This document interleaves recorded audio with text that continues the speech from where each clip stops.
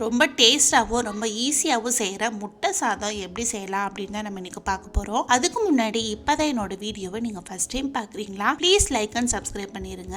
அப்போ தான் வீடியோ போடுற எனக்கும் கொஞ்சம் என்கரேஜிங்காக இருக்கும். இப்போ வாங்க ரொம்பலாம் டைம் வேஸ்ட் பண்ணாமல் சூப்பரான டேஸ்ட்டில் முட்டை சாதம் எப்படி செய்யலாம் அப்படிங்கிறத நம்ம வீடியோக்குள்ளே போய் பார்க்கலாம். வெல்கம் டு சாச்சி சமையல். ஃபர்ஸ்ட் இந்த முட்டை சாதம் பண்ணுறதுக்கு ஒரு பேன் இல்லைன்னா அகலமான கடாயாக பார்த்து எடுத்து வச்சுக்கோங்க. இப்போ இதில் வாசனைக்காண்டி ஃபர்ஸ்ட் ஒரு ஸ்பூன் அளவுக்கு நெய் சேர்த்துக்கோங்க. நெய் பிடிக்காதவங்க ஸ்கிப் பண்ணிக்கலாம். அடுத்து ஒரு 2 ஸ்பூன் அளவுக்கு எண்ணெய், 1 ஸ்பூன் சோம்பு போட்டு தாளிக்கும் போது ரொம்ப வாசனையா இருக்கும். அடுத்து 2 ஏலக்காய், ஒரு அன்னாச்சி பூ, சின்ன சைஸ் பட்டை, 4 கிராம்பு, ஒரு பிரிஞ்சி இலை. இந்த கரம் மசாலா எல்லாம் போடும்போது இந்த முட்டை சாதத்தோட ஃபிளேவர் ரொம்ப ரொம்ப அருமையா இருக்கும். அடுத்து ஒரு ஸ்பூன் அளவுக்கு கடுகு, ஒரு கொத்து கருவேப்பிலை, இது எல்லாத்தையும் போட்டு நல்லா பொரிச்சு விட்ட பிறகு இதுல ஒரு 2 கிட்ட மீடியம் சைஸ் அளவு வெங்காயத்தை எடுத்து நல்லா பொடிசா கட் பண்ணி வச்சிருக்கா, அதை இதுல சேர்த்துக்கலாம். அடுத்து இது கூடவே அதே 2 கிட்ட பச்சை மிளகாய் எடுத்து நேரா கீறி வச்சிருக்கேன், அதை இதுல போட்டு நல்லா வதக்கி விட்டுக்கோங்க. நமக்கு வெங்காயம் பாத்தீங்கன்னா அதோட பச்சை வாசனை எல்லாம் போயிட்டு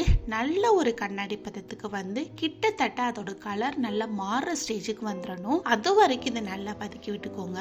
இப்போ 2-3 நிமிஷத்துக்கிட்ட நல்ல மீடியம் ஃப்ளேம்ல வச்சு நான் வதக்கி விட்டுட்டேன். வெங்காயமும் நல்லா சாஃப்ட் ஆகி வந்துருச்சு. இந்த டைம்ல இதுல ஒரு 1/2 ஸ்பூன் அளவுக்கு இஞ்சி பூண்டு விழுது, அடுத்ததா ஒரு 2 மீடியம் சைஸ் அளவு தக்காளி, அடுத்து இதுக்கு தேவையான அளவு உப்பு, இது எல்லாத்தையும் போட்டு நல்ல கிரேவி பதத்துக்கு சுருள வதக்கி விட்டணும். இப்போ ஒரு 1-2 நிமிஷத்துக்கிட்ட நல்ல எண்ணெயில வதக்கி விட்டாச்சு. இப்போ இந்த தக்காளி நல்ல சாஃப்ட் ஆகி வரட்டும். ஒரு 2 நிமிஷத்துக்கு மட்டும் நம்ம மூடி வச்சிடலாம். இப்போ 2 நிமிஷத்துக்கு அப்புறம் ஓபன் பண்ணி பாருங்க, தக்காளி இருக்கிற இடம் தெரியாம சூப்பரா சாஃப்ட் ஆகி வந்துருச்சு. அதுல இருந்து ஜூஸ் கூட நமக்கு நல்லா ரிலீஸ் ஆகி நல்ல ஒரு கிரேவி பதத்துக்கு வந்துருச்சு. இந்த டைம்ல இதுக்கு தேவையான மசாலா சேர்த்துக்கலாம். ஒரு 1/2 ஸ்பூன் அளவுக்கு மஞ்சள் தூள், 1 ஸ்பூன் அளவுக்கு மிளகாய் தூள், 1 ஸ்பூன் கரம் மசாலா, 1 ஸ்பூன் அளவுக்கு குழம்பு மல்லித்தூள், இது எல்லாத்தையும் போட்டு அந்த கிரேவி கூட நல்லா மிக்ஸ் பண்ணி விட்டுக்கோங்க.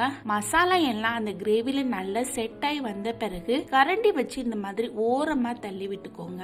அடுத்து மீதி இருக்கிற பிளேஸ்ல நான் இன்னைக்கு ஒரு 2 கிட்ட முட்டை எடுத்து வச்சிருக்கேன், அதை இதுல ஊத்திடலாம். அடுத்ததா அது மேலாப்ல கொஞ்சமா உப்பு போட்டு ஒரு 2 நிமிஷத்துக்கிட்ட இந்த முட்டையை விட்டுட்டு அதுக்கப்புறமா நம்ம மிக்ஸ் பண்ணி விடலாம். அப்பதான் நமக்கு பெரிய பெரிய பீஸா முட்டை நல்லா பொரிஞ்சு வரும். இப்ப பாருங்க, முட்டை சூப்பரா பொரிஞ்சு வந்துருச்சு.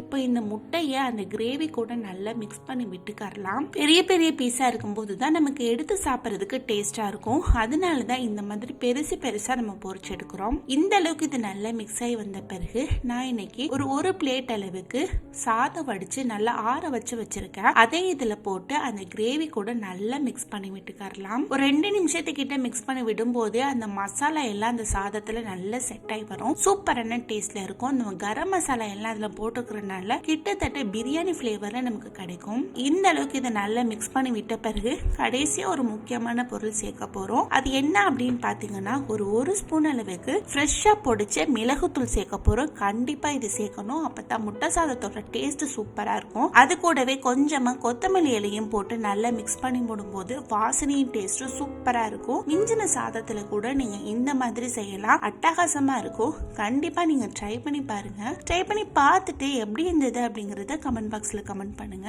ரொம்ப ரொம்ப டேஸ்டான சூப்பரான இந்த முட்டை சாதம் உங்களுக்கு பிடிச்சிருந்ததுன்னா லைக் பண்ணுங்க, ஷேர் பண்ணுங்க, சப்ஸ்கிரைப் பண்ணுங்க. அப்படியே பக்கத்துல இருக்கிற பெல் ஐகானை கிளிக் பண்ணுங்க. தேங்க்ஸ் ஃபார் வாட்சிங்.